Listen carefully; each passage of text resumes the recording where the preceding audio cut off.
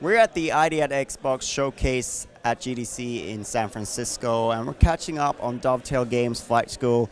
Kind of surprised to see it here at an Xbox event. Can you tell us what is this product? So Flight School is basically designed to try and bring people back into the flight sim space.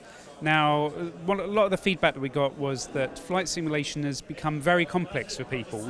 So even if they're interested in aircraft and aviation and trying a simulator out, the experience they do get from the products that are out there currently is quite daunting. So Flight School is designed to try and break this down and treat people as if they are student pilots. So there's no assumed knowledge. We think you know nothing and you're a completely green player, and then you turn up at a flight school and you have a virtual instructor that teaches you how to operate a particular type of aircraft, and it breaks it down so that you can understand it, with the aim of us giving you enough skill and the skills necessary to go off and explore the world and go on adventures of your own. So Flight School is the introduction to the bigger flight sim that comes out later in the year.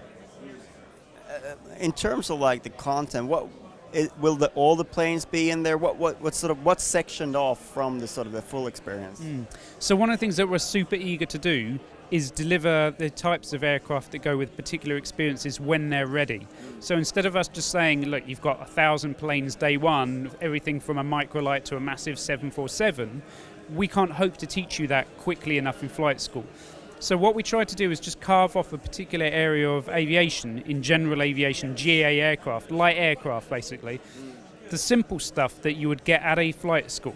So you don't turn up automatically at flight school and go, okay, I understand a few of these things, I've taken a couple of exams, where's the keys to the 747? We're trying to make it a little more approachable. So you get in these older aircraft, basic instruments, and you get an instructor that really tells you how to fly. It's called stick and rudder, really. So if you're like an airline pilot today, you get your kicks out of going to fly light aircraft. That's where we're starting. So we're going to begin there and then grow the experiences over time. As you become a commercial pilot and an airline pilot in future products, so will the aircraft come along to support those experiences.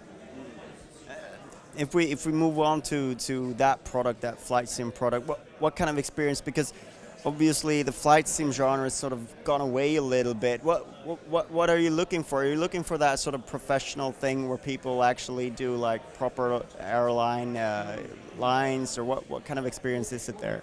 So one of the things that we're definitely not going to do is turn it into a game. You know, I think a lot of people have thought, okay, what are Dovetail Games going to do with my precious flight simulator? It's still going to be an authentic flight simulator, and I actually want to make it a more accurate, modern flight simulator. So we're updating all the data in the world, so it's not a 10-year-old kind of data set that a lot of the flight sims operate with. It's going to be current. So if you were flying in flight sim and then went to a real flight school, you'd have a head start over everybody else. These things are useful, but what we want to do is actually introduce more of a point and a reason to your flights. So you can go off, if you're a hardcore simulation player, and just enjoy free flight and create that fantasy in your mind. If you want, stay sharp, practice your skills, learn new things, that's great.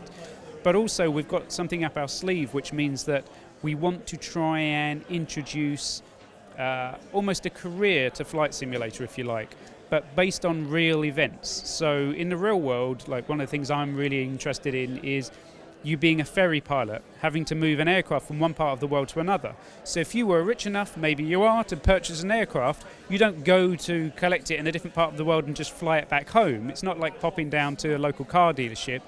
You purchase these aircraft and then you get daring individuals, you employ them to bring them to you. So we want to try and explore that in our flight simulator as well, so that maybe you begin as a ferry pilot or an air taxi, you build up your operation. Maybe you're only interested in the future in flying airliners and you get on board with the likes of Emirates or British Airways and you start doing these particular routes. But for us, it's about recognition to your achievements, not just having to create that fantasy in your mind, but there is some kind of structure to enjoy and replicate what happens in the real world. One thing that I sort of think is synonymous with these kind of games is hardware. What kind of hardware is supporting on both PC and on Xbox One? So we're trying to support as much hardware as possible, because one of the things that you'll notice in the flight simulation world is people go to great lengths to replicate the kind of cockpits and the environments that you have in the real world. So it's been our intention from day one to try and capture as much of that hardware as possible, which is great for me as a developer because I get to play on all of it in the office, and ensure that that's functional with a flight simulator. Whether or not all of it will be functional day one, probably not. There's so many bespoke pieces out there, but we're trying to ensure that if you want to carry over what you've been enjoying in the flight sim space for a number of years, it's going to be supported at some point or another in the new flight simulator, so that you can really get your kicks out of bespoke hardware, stuff from Cytec with rudder pedals and yokes and joysticks and all sorts, right down to control pads, and ensuring all of that functions as accurately as possible. But what kind of things are there for an Xbox One player? Is there a lot of hardware there? Is there stuff coming? Do you know what the situation is there? Well, I can't give people's secrets away as I don't work for the hardware manufacturers, but actually playing on a control pad's not too bad. As I was saying earlier, I think a lot of people imagined that maybe we'd just try and turn it into a video game. But if you're flying on a control pad these days, you've still got analog controllers, you've got analog triggers and all sorts. And that's an important part of flying an aircraft. If you were dropped into, for example, the Super Cub that we're displaying today, I'm flying around the big world map on, that's just got a basic stick and some inputs. And it's just all the feedback that you get from the instruments that's important, and that is going to be on screen. So the actual mechanics of flying an aircraft translate very well to a control pad.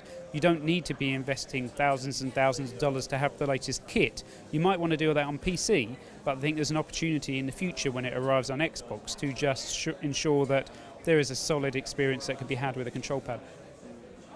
We've already touched upon it, the roadmap ahead, or the flight plan, if you will. But if you just iterate on that, and when we can expect to see Flight School and Flight Sim. Sure. So Flight School, the first product, the introductory piece, if you will, that's going to be launched at the end of next month, at the end of April.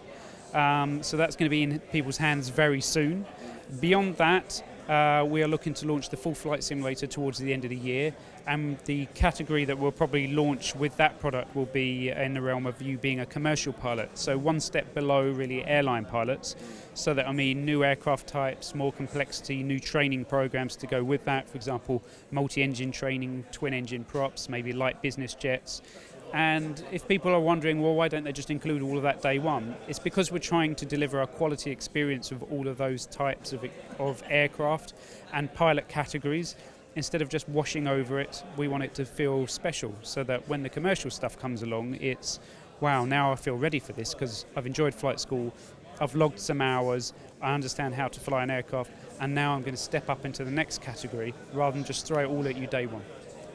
Thank you so much for your time. Thank you for your time. Thank you. Engine restart. I'm able to climb.